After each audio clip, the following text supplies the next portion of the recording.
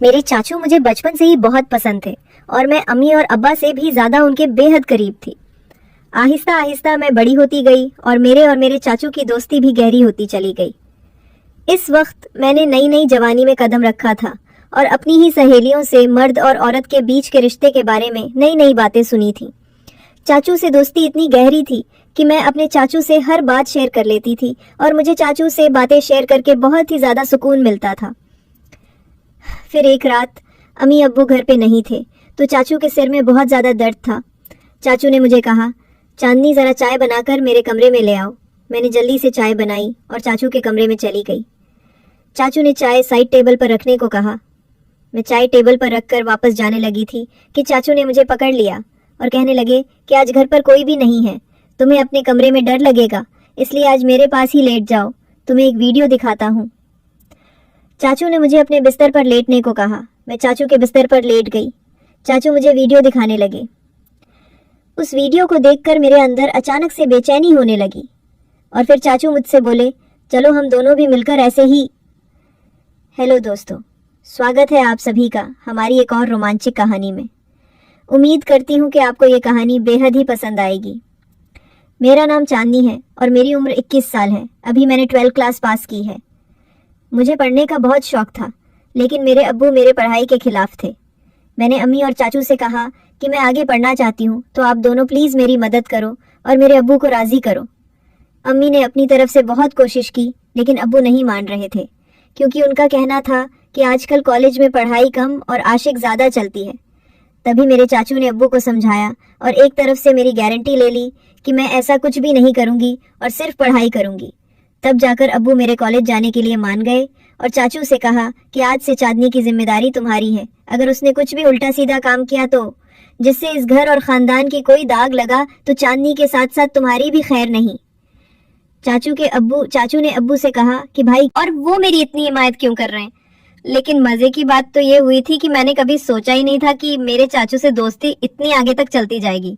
फिर कुछ ही दिनों में चाचू ने मेरे साथ जाकर मेरे कॉलेज में दाखिला करवा दिया। पहले पहले तो मैं खूब दिल लगाकर पढ़ाई करने लगी और कॉलेज में किसी के साथ ज्यादा फ्री नहीं होती थी। जो भी कॉलेज में होता वो रात को मैं चाचू को घर आकर बता देती। चाचू भी मेरे साथ बहुत ही ज्यादा फ्री होने लगे थे और मुझे लगता वो मुझे बहुत ही अजीब नजरों से देखते हैं, क्योंकि मेरी चाची गांव में रहती थी और चाचू नौकरी के सिलसिले में हमारे घर पर ही रहते थे।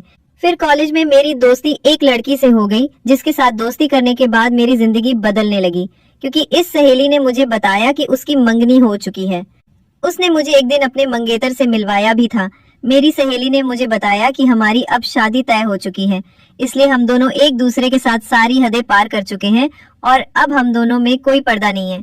इसके बाद मैं अपनी सहेली से वो सब कुछ जानने की कोशिश करती, जिससे जानने के शायद बाद मेरी भी उम्र भी नहीं थी या फिर मेरी उम्र ऐसी थी कि मैं ये सब बातें जानकर आसानी से गलत रास्ते पर चली जाती। और फिर ऐसा ही होने लगा। मुझे भी उन बातों में दिलचस्पी होने लगी।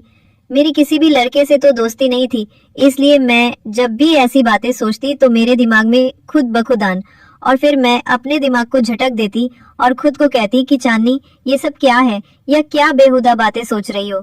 वो मेरा चाचू है, लेकिन फिर चाचू की बातें और उनका रवैया भी मेरी सोच को बढ़ावा देता रहता था। लेकिन चाचू के दिल की बातें मैं अभी तक जान नहीं पाई थी। कभी कभी तो मुझे लगता था कि वो भी शायद मेरे बारे में यही सब सोचते होंगे, लेकिन कभी कभी उनका रवैया मुझे से बहुत ज्यादा सख्त हो जाता था और वो मुझे याद दिला देते थे कि तुम्हारे अब्बू कितने सख्त हैं और अगर तुमने कोई भी गलती की तो तुम्हारे साथ साथ मेरा भी बुरा हाल कर देंगे। उनकी ये बातें सुनकर मैं खुद को कंट्रोल करती, लेकिन कहते हैं ना कि जवानी तो अंधी होती है। जवानी तो ऐसी ही है जैसे सर्दी में आग जल रही हो तो हाथ गर्म कर ही लिया जाता है। मैं जैसे ही कॉलेज जाती, जिन वीडियोस में हर तरह की मामूलिश मिल जाती है, तो मैं ये कह रही थी कि आपके पास भी तो मोबाइल है और साथ में नेट का पैकेज भी लगा हुआ है, आपने भी वो वीडियोस देखी होंगी, तो क्यों ना हम दोनों मिलकर वीडियोस देखें और एंजॉय करें। मैंने ये बात अपना चेहरा चाचू के नज़दीक लाकर सरगोशी वाले अंदाज में कहा। वो फटी फटी आंखों से मेरी तरफ देखने लगे। मुझे लगा जैसे वो मुझे अच्छी तरह से डांट लगाएंगे, लेकिन फिर अचानक ही उन्होंने मुझे बड़े गौर से देखा और फिर शायद दिल ही दिल में कुछ फैसला किया और फिर वो मुस्कुरा पड़े और मुझे सरगोशी वाले अंदाज में कहने लगे, देखो चांदनी, ऐसी बातें अपने अब्बू के सामने मत करना, वरना तुम्हारा बाप तुम्हारा तो बुरा हाल करेगा ही, मगर साथ में मुझे भी घर से निकाल देगा, क्योंकि मैंने तुम्हारी जिम्मेदारी ली हुई है और फिर मेरे लिए रहने का प्रॉब्लम हो जाएगा। बाकी रही वीडियोस देखने की बात, तो तुम रात के वक्त मेरे कमरे में आ जाना, मैं तुम्हें हर किस्म की वीडियो दिखा दूंगा। चाचू की आंखों में एक चमकीली सी शरारत थी जो इस वक्त मुझे समझ नहीं आ रही थी। इसके बाद चाचू अपने कमरे में चले गए और मैं पढ़ाई करने लगी और आने वाले वक्त के बारे में सोचने लगी। अब मेरा दिल किताबों में नहीं लग रहा था और बस रात को क्या होगा यही सोचने लगी।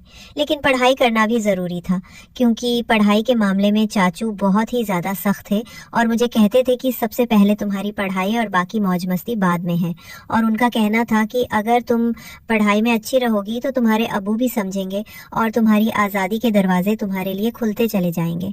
उनकी ये बात मुझे भी बिल्कुल ठीक लगती थी, इसलिए मैंने अपने दिल से सारी बातें निकाली और मन लगाकर अपना कॉलेज का काम करने लगी और जल्दी जल्दी सारा काम ख़त्म कर दिया।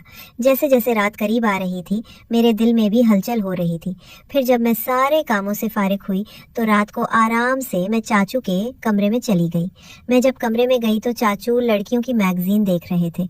मुझे देखते ही वो मुस्कुराने लगे और उन्होंने वो मैगजीन छुपा दी। सर्दियों का मौसम चल रहा था और दिन ब दिन सर्दी बढ़ती जा रही थी।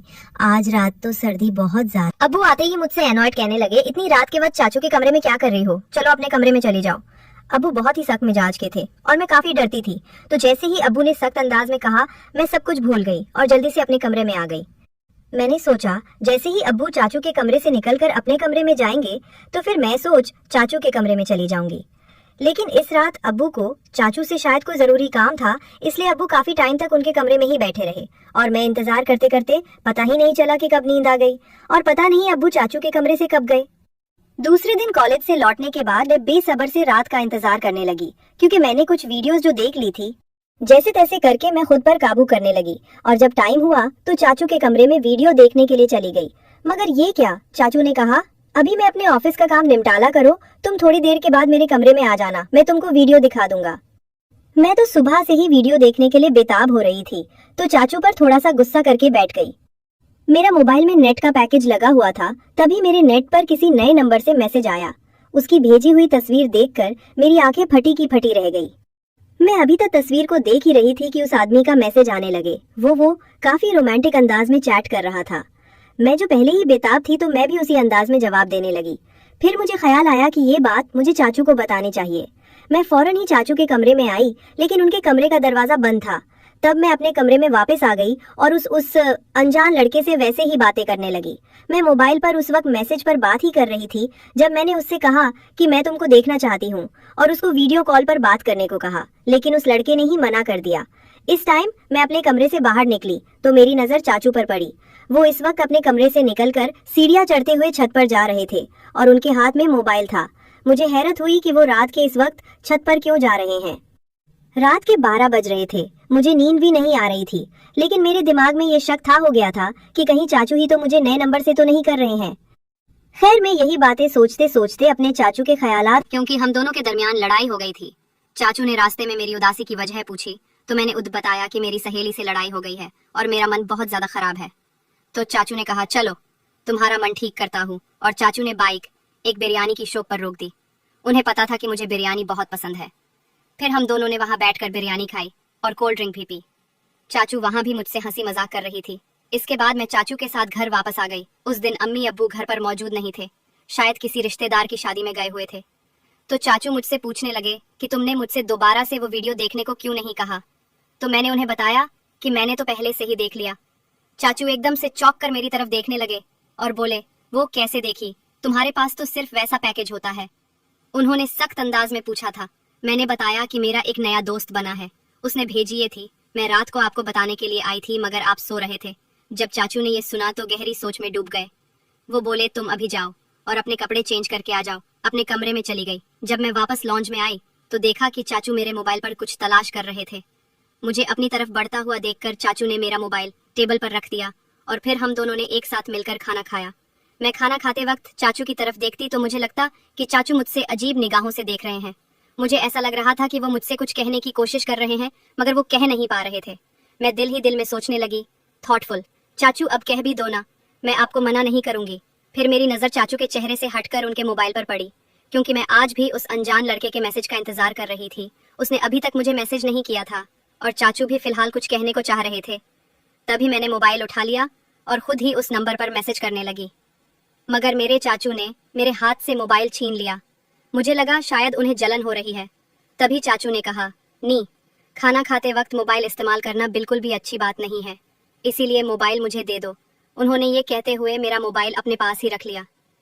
मैंने जल्दी जल्दी से खाना खत्म किया और चाचू से कहा, अब तो मेरा मोबाइल मुझे कर दो वापस। तब उन्होंने कहा, दे दूंगा। अभी तुम ऐसा करो कि बर्तन समेट कर मेरे कमरे में आ जाओ। मैं तो खुश हो गई कि शायद जलन में आकर आज चाचू मेरी ख्वाहिश को पूरा जरूर करेंगे। मैंने ऐसा ही किया था। जल्दी जल्दी से मैं बर्तन समेट कर कॉलेज का काम भी खत्म किया और रात के 11 बज रहे थे जब मैं चाचू के कमरे में आई और उनसे कहने लगी, अब तो मुझे मेरा मोबाइल दे दो, मुझे उस दोस्त से बात करनी है। चाचू ने कहा, मेरे सर में बहुत ज्यादा दर्द हो रहा है, जाओ पहले मेरे लिए एक अच्छी सी चाय बनाकर लाओ। मैं चाय बनाने चली गई। कुछ देर बाद मैं चाय बनाकर कमरे में आई और चाय टेबल पे रख दी और मुस्मुकर मुरक जाने ही लगी। तभी चाचू ने मुझे बाजू से पकड़ लिया और बोले, आज रात तुम मेरे कमरे में ही रुक जाओ। मैं खामोश निगाहों से उनकी तरफ देखने लगी, क्योंकि आज रात मुझे उस लड़के से वीडियो कॉल पर बात करनी थी। मैंने ही जानबूझकर चाचू को वापस जाने के लिए ये बात कह दी कि मैं अपने कमरे में जाऊंगी और अपना बाजू उनसे छुड़ाकर कमरे से बाहर जाने लगी। मगर चाचू ने मुझे जाने से रोक दिया और बोले, मैंने जो कहा है उतना ही करो। उन्होंने सख्त लहजे में कहा था और मुझे अपने बेड पर ही लिटा दिया। मैं भी डर के मारे लेट गई। फिर सारी रात चाचू ने मेरे साथ जो सुलूक किया वो मैं कभी सोच ही नहीं सकती थी। वो काफी देर तक तो मेरा मोबाइल इस्तेमाल करते रहे और मुझे सोने भी नहीं दिया। रात के 12 बजे तो उन्होंने मुझे कहा, तुम देखना चाहती हो ना कि वो लड़का कौन है जो तुम्हें वीडियो कॉल और तस्वीर भेजता है। चाचू की बात सुनकर मैं बहुत ज्यादा खुश हो गई और बोल दिया, हाँ मैं देखना चाहती हूँ। चाचू ने मेरा मोबाइल मेरे हाथ में थमा दिया और कहा, देखो इसको। उसकी तस्वीर देखकर मेरे होश उड़ गए, क्योंकि वो लड़का मेरी दोस्त का मंगेतर था और मैं फटी की फटी हुई आंखों से चाचू की तरफ देखने लगी। मेरी आंखों से आंसू निकल पड़े थे। फिर चाचू बताने लगे कि तुमने जब मुझे इस लड़के के बारे में बताया था तो मैं समझ गया था कि जरूर कोई तुम्हें बेवकूफ बना रहा है। तभी मैंने तुम्हारे मोबाइल से चांदनी का नंबर इस लड़के से बात करना शुरू कर दिया था। वो तुम्हारी तस्वीर बनाकर सोशल मीडिया पर डालने वाला था। अगर मैं उसे ना डराता और ना धमका देता तो तुम बर्बाद हो जाती और खानदान की इज्जत खराब हो जाती और तुम्हारे अब्बू तुम्हारा और मेरा जो हश्र करते वो अलग। चांदनी बेटी, तुम्हारी ये उम्र कुछ अच्छा सीखने की है। ऐसी बुराई वाली बातों से, उन कामों से खुद को बचा कर रखो।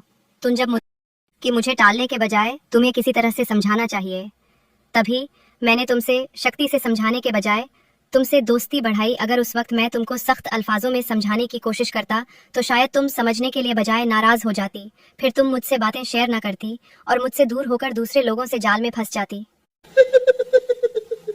चाचू की बात सुनकर मैं फूट फूट कर रोने लगी। उन्होंने मुझे दिलासा देकर खामोश करवाया और समझाया कि मैं कॉलेज में ऐसी लड़कियों से दोस्ती करूं जो पढ़ाई में तेज हों, ना कि बातें बुरे कामों में। मैंने चाचू से कह दिया कि मैं अब सिर्फ अपनी पढ़ाई पर ध्यान दूंगी, ऐसी लड़कियों और लड़कों के बुरे कामों में अब बिल्कुल भी नहीं आऊंगी, पढ़ूंगी। दोस्तों, आज के दौर में माँ बाप अपने बच्चों को अपने साथ हर बात शेयर करने की इजाजत नहीं देते। ये उनके साथ बहुत बड़ी नाइंसाफी है। बच्चों को अच्छे और बुरे कामों की तमीज सिखानी चाहिए और स्कूल या कॉलेज में किसी भी तरह की कोई भी हरकत की जाए तो अपने माँ बाप के साथ शेयर कीजिए, ताकि मुस्तकबिल में आने वाली मुश्किलों से बचा जा सके और सही और गलत में बच्चों को फर्क सिखाया जाए।